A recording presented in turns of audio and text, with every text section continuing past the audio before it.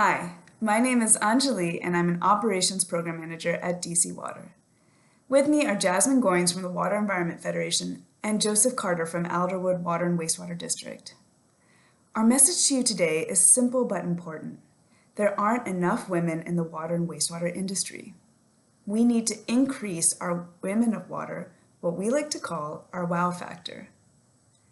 According to the World Bank, 80% of employees within water utilities are men.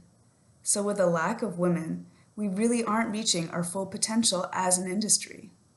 In fact, a Harvard study shows that the most successful teams have a strong mix of gender diversity. So to change that, first we have to understand why. Why don't women go into our industry? It really is a catch-22. Women still aren't seeing enough female leaders in the industry, which makes it seem unwelcoming to them, and they're less likely to join. On top of that, there still aren't enough women encouraging younger women to join the industry, especially those interested in STEM, which is keeping us from reaching a larger female talent pool. So that's the first thing. But why don't women stay?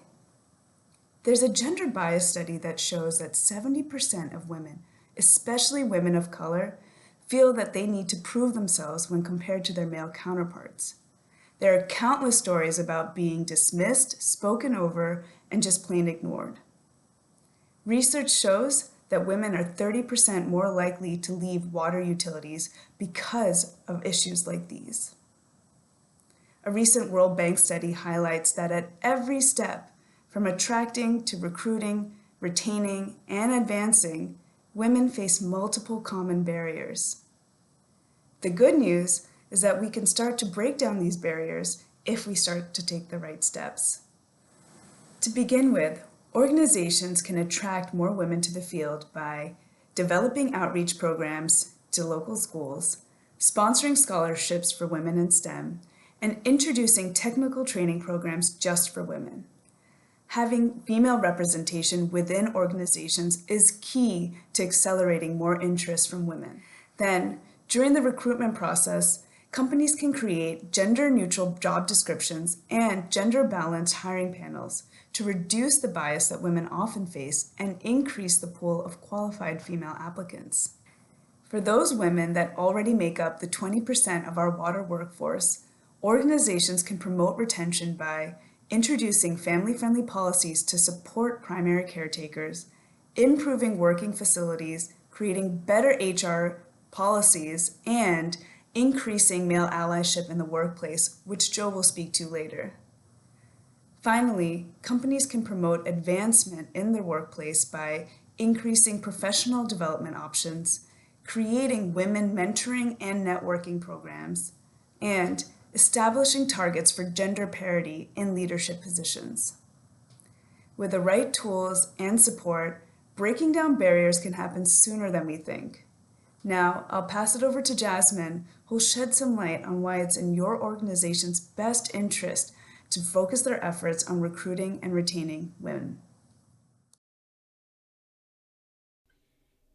Thanks, Anjali. Despite the numerous amounts of data collected throughout the years that depict the many barriers women experience, survey results have shown that only 33% of men believe there's gender bias in the workplace. And when we take an even closer look, only 10% believe gender bias is present at their own organizations. This means 90% of male employees believe their female coworkers are having the same experiences as them. To this I say, if we're not aware of the problem, how can we fix it? To improve the workplace for all, we first need to learn about and then acknowledge the challenges that women face. McKinsey report shows that companies with gender diversity have improved favorability and are 21% more likely to experience above average profitability. Increasing the number of women in the workforce can lead to greater profitability. However, it should not be your sole motivation for increasing gender diversity. There are numerous benefits to creating a work environment that is welcoming for women. Some, but not all, include widening your talent pool, enhanced collaboration, improving staff retention, a broader understanding of your customer needs, and improving your organization's reputation. When we create work environments that can be viewed as a safe haven for women employees, we increase their productivity and commitment to the organization. Employees who feel they are supported as an individual, even while they're at work, are more likely to share new and innovative ideas. When we ensure women have equal access to the same opportunities and experience as others, we all win. Now, Joe will discuss the importance of practicing male allyship in the workplace. Data shows that exit rate for women in the industry is 3% higher than men overall. This exit rate increases when looking at engineer and management positions. What we need to do is find better ways to recruit and retain women in the industry. One way to help retain is through allyship. What is allyship, you may ask? It can be several things, but most importantly, it's actions taken, such as encouraging, including, listening, advocating, and amplifying for marginalized people in the workplace. Men become allies when we boost engagement by making others feel included, recognized, and valued. In turn, allies will benefit from a more collaborative team, enhanced productivity, and increased trust.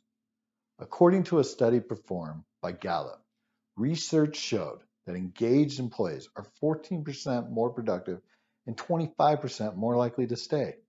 This is a start in the right direction. So how might one get started as an ally?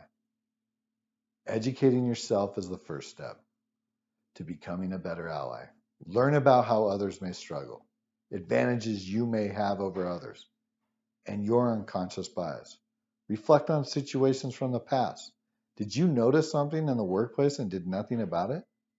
Second, show up and speak up. We can all talk a big game, but posting hashtags on social media saying I support isn't enough.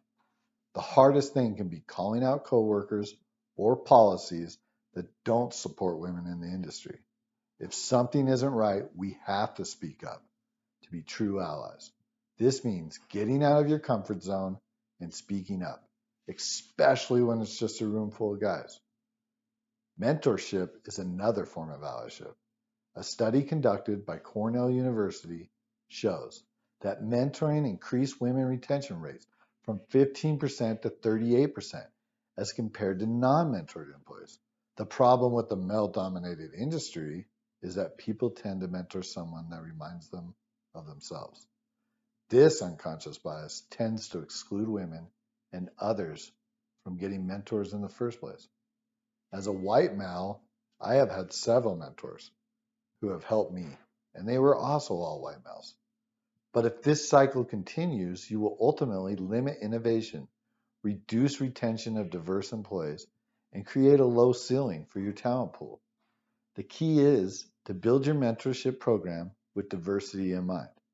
This allows mentors to learn from their mentees and further increase allies in an organization. Those are some great points, Joe. I'd like to point out another type of allyship, organizational allyship. One major building block for allyship is workplace culture. This is not just how your employees behave, but how you would like them to behave. Culture begins with a clear communication from leadership of what your organization's intentions are. There are 3 quick steps every organization can take to encourage allyship. The first step is to survey employees at all levels. To ensure people are comfortable answering honestly, make sure to use an anonymous survey. With this survey, find out what the experiences and the beliefs of your employees are. These results will indicate where you need to begin on your journey towards allyship. Step 2 is holding your employees accountable for their actions and words. Everyone at every level must be committed to creating an inclusive workplace. Requiring diversity training provides education, it sets an expectation, and it gives employees an idea of how to protect inclusivity within their department or team. Last and most importantly is to communicate consistently. Gallup research revealed only 41% of U.S. employees agree that they know what their organization stands for. If your employees do not know what is expected of them in order to become an ally for their peers, they cannot be expected to do so. Using a clear, concise message to encourage inclusive behaviors and actions regularly will make all employees aware of your organization's values and expectations. The message we want to leave you with is that increasing women in their workplace will only help to bring different talents to the table improve our collective intelligence, and boost overall women retention. There's still a lot of work that needs to be done to increase gender diversity within the water and wastewater industry. So get out there and start increasing your wow factor.